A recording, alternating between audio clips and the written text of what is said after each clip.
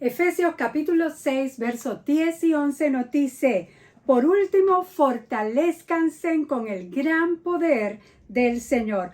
Pónganse en toda la armadura de Dios para que puedan hacer frente a las artimañas del diablo. Bendecido con toda bendición de lo alto, soy la pastora Ibelis Tejera y estamos compartiendo la serie de enseñanzas La armadura de Dios. Ya vimos ese verso número 10 que dice que nos fortalezcamos en el gran poder del Señor, y también comenzamos a enseñar cuáles son esas artimañas que utiliza el diablo.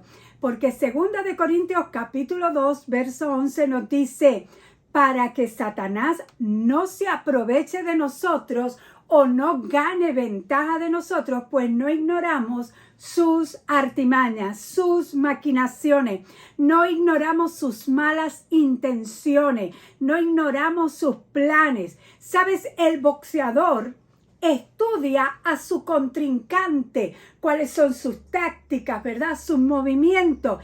Y eso es lo que estamos haciendo, estudiando las tácticas que el enemigo utiliza. Déjame decirte, a mí me gusta más hablar de Jesucristo. Es mi tema favorito, del reino de Dios, de su Espíritu Santo, del amor de Dios, de las actitudes, de todas esas cosas. Pero la palabra dice que no ignoremos las maquinaciones de Satanás. Así que hay que hacerle frente.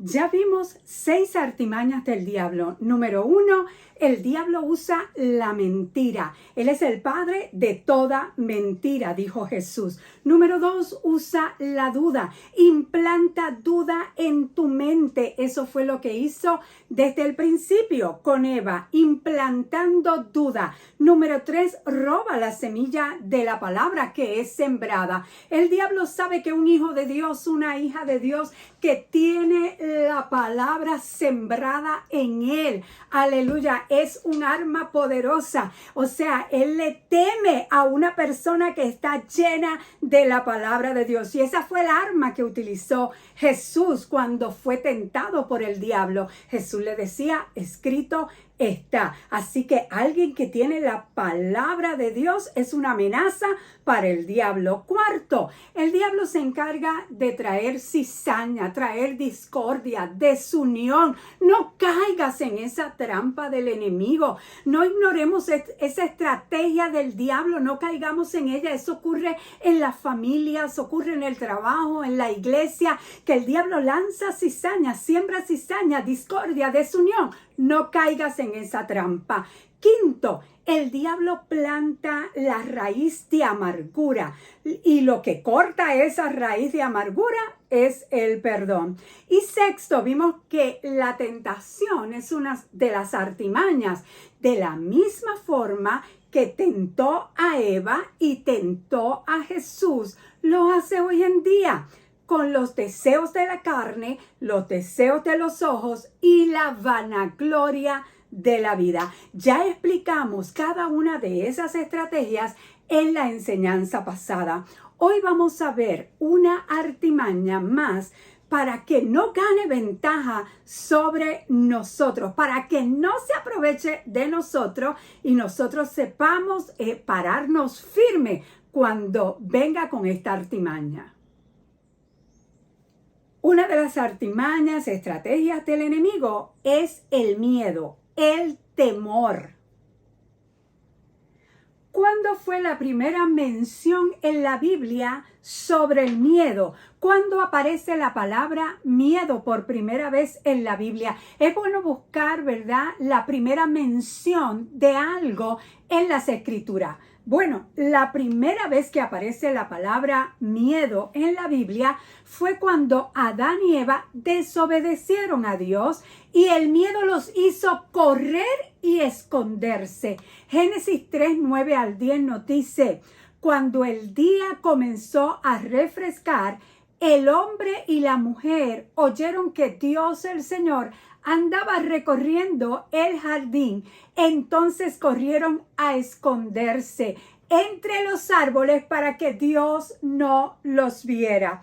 Pero Dios el Señor llamó al hombre y le dijo, ¿dónde estás? El hombre contestó, escuché que andabas por el jardín y tuve miedo porque estoy desnudo, por eso me escondí. Fíjate, esa es la primera vez que aparece la palabra miedo en la Biblia.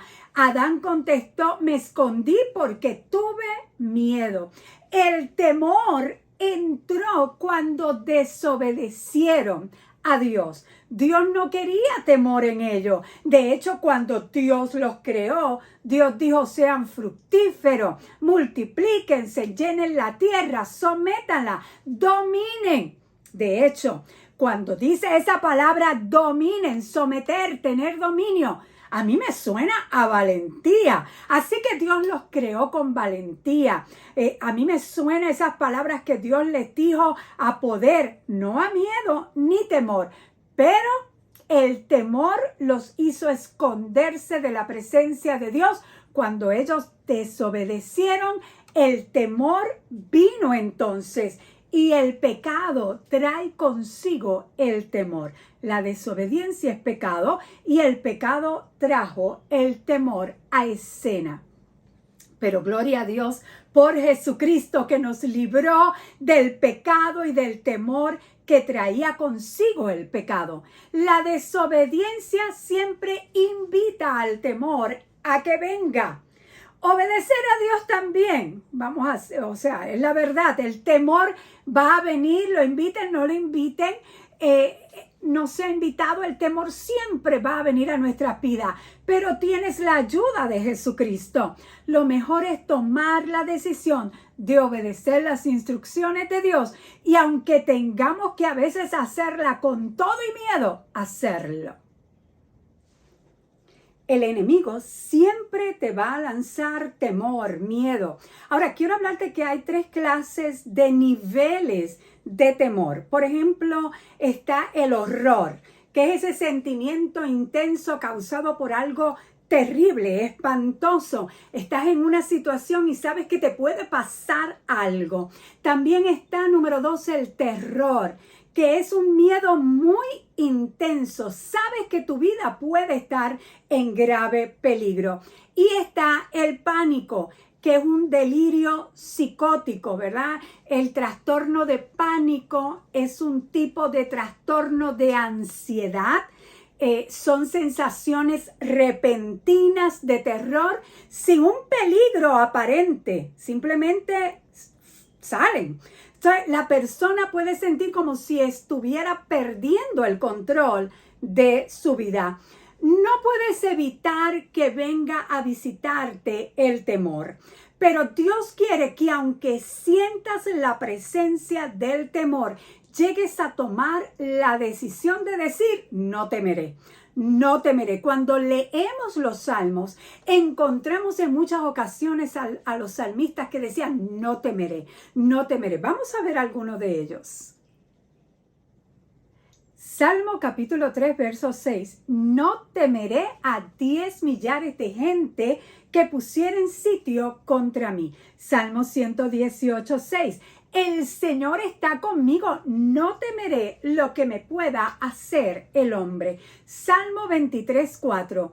Aunque ande en valle de sombra de muerte, no temeré mal alguno porque tú estarás conmigo. Tu vara y tu cayado me infundirán aliento. Ahora te pregunto, ¿crees que no tenían temor cada vez que decían no temeré?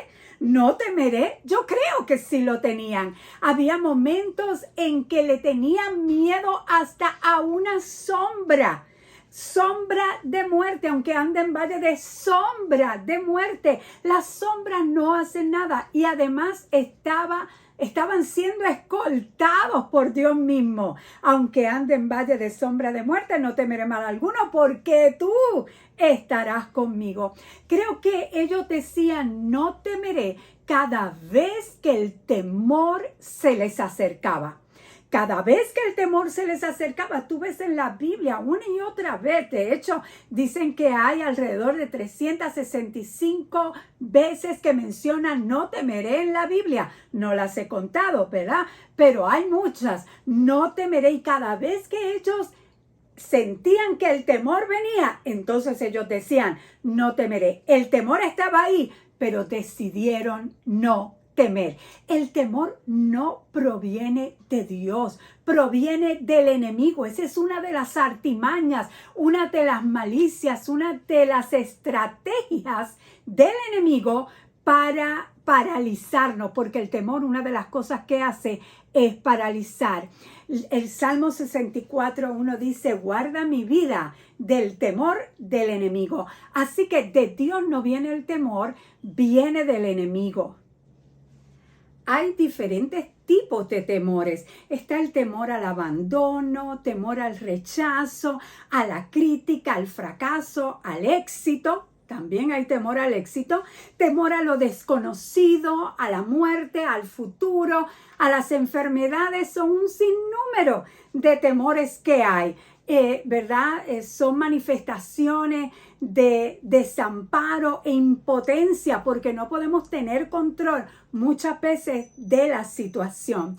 Ahora, el temor lo que busca es paralizarnos. Mira cómo lo dice en Proverbios 29:25. El temor del hombre pondrá lazo, mas el que confía en el Señor será exaltado. Otras versiones dicen que si temes, estás cayendo en una trampa. El temor es una atadura, una fuerte atadura.